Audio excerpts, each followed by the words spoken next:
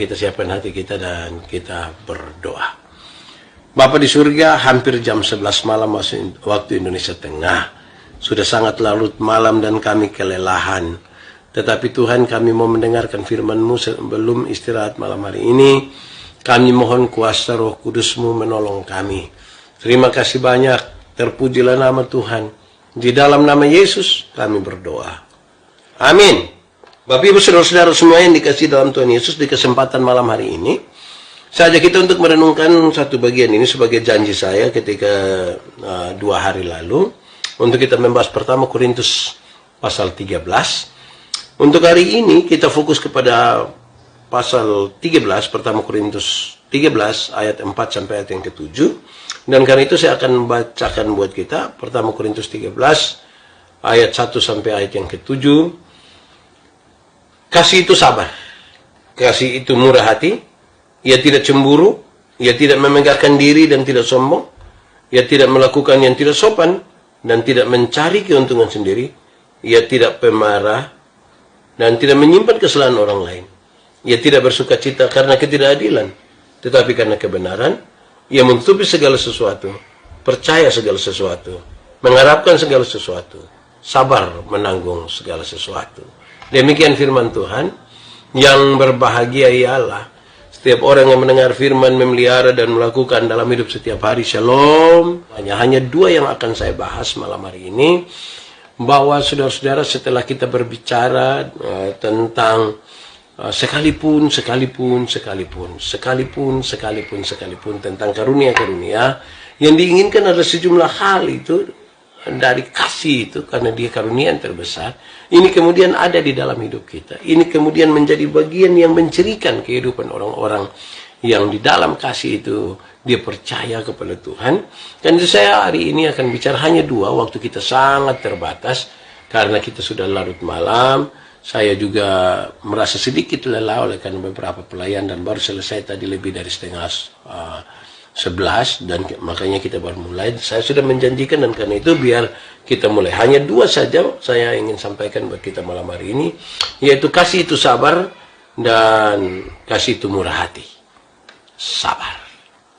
Kasih itu sabar. Saya mau bilang pada saudara, apakah saudara menjadi orang yang sabar?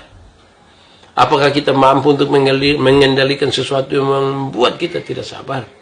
Apakah kita tergesa-gesa? Walaupun kita paham saudara-saudara bahwa di bagian ini dia tidak berbicara tentang kesabaran terhadap sebuah keadaan, susah, miskin, atau bukan sabar di situ, bukan sebuah keadaan.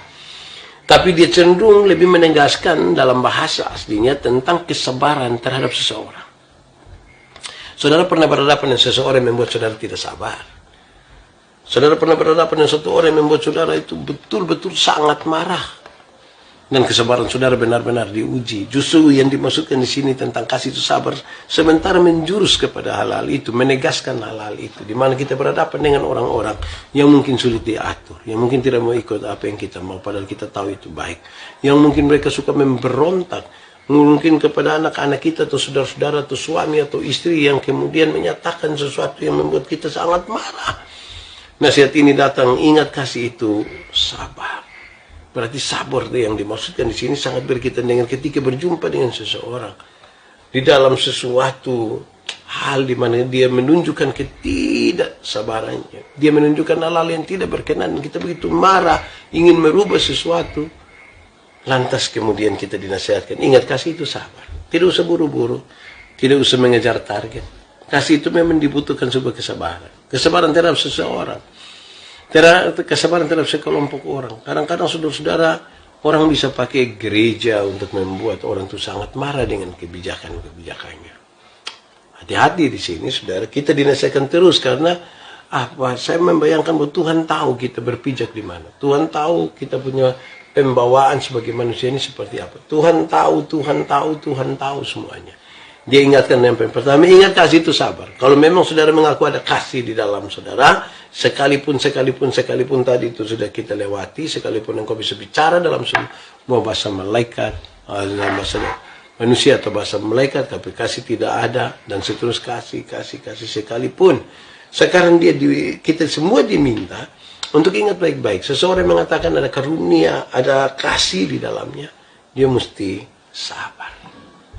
Sabar. Ada masalah dengan seseorang, ada segala sesuatu tentang orang lain. Ingat sabar. Jangan lekas-lekas bicara. Jangan lekas-lekas ambil keputusan. Jangan lekas-lekas, tapi kita butuh sebuah kesabaran. Kesabaran yang kemudian menolong kita supaya kita mengambil sikap-sikap yang betul-betul berkenan kepada Tuhan Allah. Terima kasih. Bagian yang kedua, ini bagian yang terakhir. Saya ingin menegaskan kepada kita bahwa kasih itu murah hati. Ada orang sudah memiliki kasih, tetapi ternyata dia tidak murah hati. Ada orang yang kelihatan baik, tapi dia tidak murah hati. Ada orang yang kelihatan aktif dalam pelayanan, tapi dia tidak murah hati. Ini hal yang penting. Murah hati itu seperti apa, saudara? Murah hati ini artinya, ini orang ini tidak tidak susah untuk didekati. Ini orang punya kebaikan, dia punya energi positif. Orang-orang seperti ini yang penuh dengan kemurahan hati, orang suka datang kepadanya, orang senang berbagi dengannya. Bahkan tidak segan-segan orang bahkan meminta sesuatu.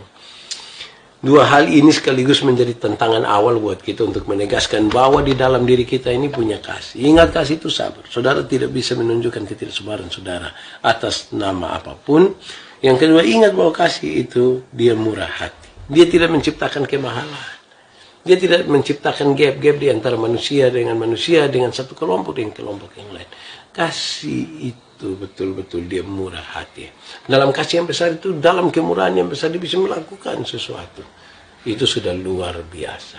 Ini dua hal pertama, saudara, di malam hari ini yang ingin saya sampaikan kepada kita. Saya cukup lelah dan saya harus sedikit beristirahat. Apalagi waktu kita sudah mau jam 11 malam. Ini tidak baik bagi kita yang sebenarnya harus istirahat. Tapi biarlah dua hal ini kemudian menolong kita. Ya, ingat, kasih itu sabar. Kesabaran kepada seseorang atau satu kelompok orang atau orang-orang baik, teman kita, saudara kita, atau rekan bisnis atau apapun dia inginkan. Ingat, kita sabar. Ada banyak orang tidak memuaskan kita, tapi mari kita sabar. Ingat, kasih itu murah hati. Hati yang penuh dengan kebaikan, hati yang terdorong membangun solidaritas, menciptakan keadaan-keadaan yang rumit itu menjadi keadaan yang baik, kan dia bermurah hati untuk semua hal yang Tuhan izinkan dan percayakan kepadanya. Semoga dua hal awal ini kemudian menolong kita untuk lebih lagi di besok malam. Kalau besok malam kita mulai tepat waktu, saya membayangkan kita langsung selesaikan semua. Terima kasih untuk malam yang luar biasa ini. Terpujilah nama Tuhan. Jangan lupa besok malam kita ketemu lagi di malam sukacita, malam penuh berkat.